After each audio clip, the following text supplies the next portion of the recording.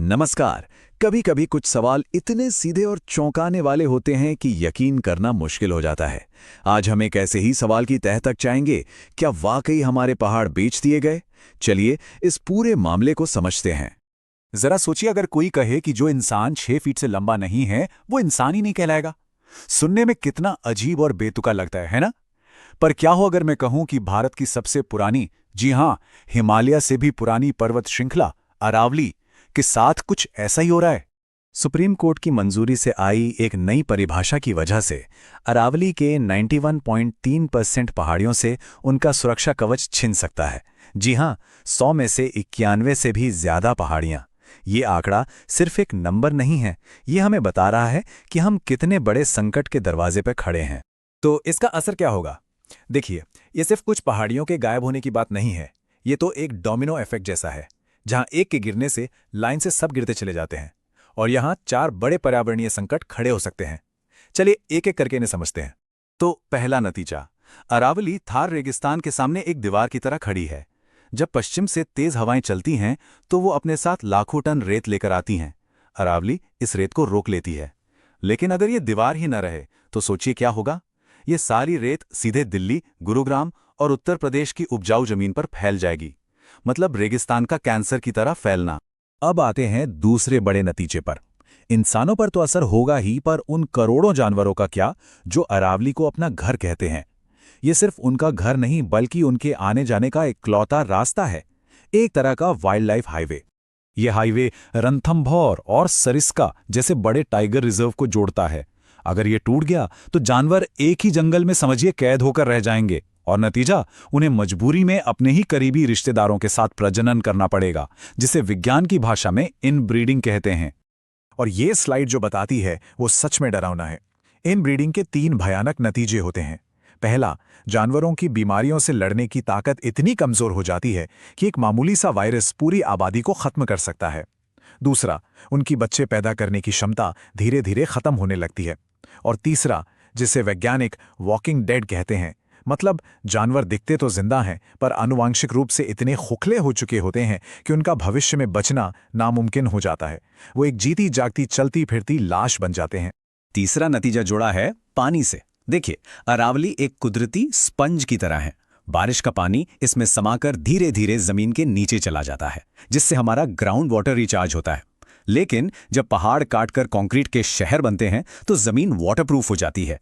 पानी जमीन में जाने के बजाय सड़कों पर बहता है, जिससे बाढ़ और सूखा दोनों का खतरा एक साथ बढ़ जाता है। और अब चौथा विनाश, दिल्ली एनसीआर की हवा। अगर किसी को लगता है कि दिल्ली की हवा अभी खराब है तो जरा सोचिए, जब हमारे फेफड़ों की तरह काम करने वाला ये कुदरती फिल्टर ही नहीं रहेगा तब क्या होगा? अरावली के जंगल एक गीले कपड़े की तरह काम करते हैं, जो हवा में मौजूद धूल और PM 2.5 कणों को सोख लेते हैं। जब इनकी जगह कंक्रीट की इमारतें ले लेंगी तो धूल उनसे टकराकर बस वापस हवा में घूमती रहेगी। और तो और राजस्थान से आने वाले रेत के तूफानों को रोकने वाली ये दीवार भी गिर जाएगी। तो सवाल ये उठता है कि हम इस तबाही के मोड़ पर आखिर पहुंचे कैसे? ये कोई एक दिन की कहानी नहीं है। ये करीब 40 साल से चल रहे एक संघर्ष का नतीजा है, जिसे हम पत्थर की होड़ भी कह सकते हैं। सब कुछ शुरू हुआ 80 और 90 के दशक में। रियल एस्टेट बूम आया तो इमारतों के लिए पत्थर की जरूरत पड़ी और अवैध खनन का खेल शुरू हो गया। 1992 में सरकार ने इसे रोकने की कोशिश की, पर वो नाकाम रही। आखिरकार 2002 और फिर 2009 में सुप्रीम कोर्ट को दखल देना पड़ा और खनन पर कड़े प्रतिबंध लगाने पड़े। अब आते हैं उस सबसे जरूरी मुद्दे पर जो इस पूरे मामले की जड़ है। समस्या सिर्फ 100 मीटर की ऊंचाई का नियम नहीं है, बल्कि ये है कि उस ऊंचाई को नापा कैसे जाएगा। यहीं पर असली खेल छिपा है। नई परिभाषा में एक लाइन है कि पहाड़ी को आसपास की जमीन से 100 मीटर ऊंचा होना चाहिए। आसपास की जमीन, बस इन 2 शब्दों में ही सारा खेल है, सारा जाल बिछा है। और ये स्लाइड इस बात को बिल्कुल साफ करती है। दुनिया भर में ऊंचाई नापने का एक स्टैंडर्ड तरीका है, माध्य समुद्र तल, यानी मीन सी लेवल। ये एक फिक्स पॉइंट है, इसे बदला नहीं जा सकता। लेकिन आसपास की जमीन, इसका क्या मतलब है? ये कहां से शुरू होती है, कहां पर खत्म? इसकी कोई पक्की परिभाषा ही नहीं। तो चलिए देखते हैं कि इस लूप होल का फायदा कैसे उठाया जा सकता है। मान लीजिए एक पहाड़ी 103 मीटर ऊंची है। यानी वो सुरक्षित है, प्रोटेक्टेड है। कोई बिल्डर रातों रात उसके चारों ओर 5 मीटर मलबा डाल देता है। अब जब अधिकारी दोबारा नापेंगे तो पहाड़ी की ऊंचाई सिर्फ 98 मीटर रह जाएगी और बस 100 मीटर से कम होते ही उसका सुरक्षा कवच खत्म और खनन का रास्ता साफ। अब आप सोच रहे होंगे कि क्या कोर्ट ने बस यूं ही ये फैसला ले लिया? नहीं, उन्होंने एक समाधान भी दिया है। लेकिन यही कहानी में एक और पेंच है। पर्यावरणविदों को डर है कि इतिहास खुद को दोहराने वाला है, क्योंकि ऐसा ही एक समाधान अतीत में बुरी तरह से फेल हो चुका है। कोर्ट ने MPSM यानी टिकाऊ खनन के लिए एक मैनेजमेंट प्लान बनाने का आदेश दिया है। इसका सीधा सा मतलब है कि अरावली का नक्शा बनाकर यह तय किया जाएगा कि कहाँ माइनिंग हो सकती है और कहाँ बिल्कुल नहीं। जब तक ये प्लान नहीं बनता तब तक नए माइनिंग लाइसेंस पर रोक है। तो फिर इसमें दिक्कत क्या है? दिक्कत है इतिहास। झारखंड के सारंडा जंगल में भी ठीक ऐसा ही एक प्लान बना था।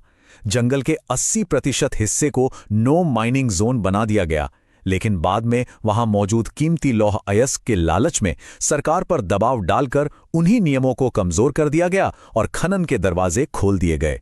अब डर यही है कि जो सारंडा के साथ हुआ कहीं वही अरावली के साथ ना हो। अब हम इस पूरी बातचीत के आखिरी और सबसे जरूरी हिस्से पर आ गए हैं। कुछ नुकसान ऐसे होते हैं जिनकी भरपाई कभी नहीं की जा सकती। 2.5 अरब साल अरावली इतनी पुरानी है, ये हिमालय से भी पुरानी है।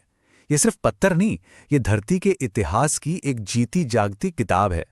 और यही बात सबसे जरूरी है। एक इमारत अगर टूट जाए तो उसे दोबारा बनाया जा सकता है, लेकिन अगर ये पहाड़ एक बार काट दिए गए तो दुनिया की कोई भी ताकत, कोई भी टेक्नोलॉजी इन्हें वापस नहीं ला सकती। ये नुकसान हमेशा के लिए होगा।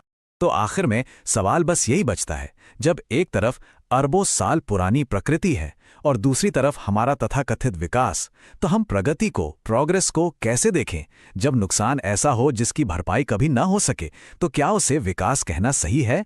इस पर विचार जरूर कीजिएगा।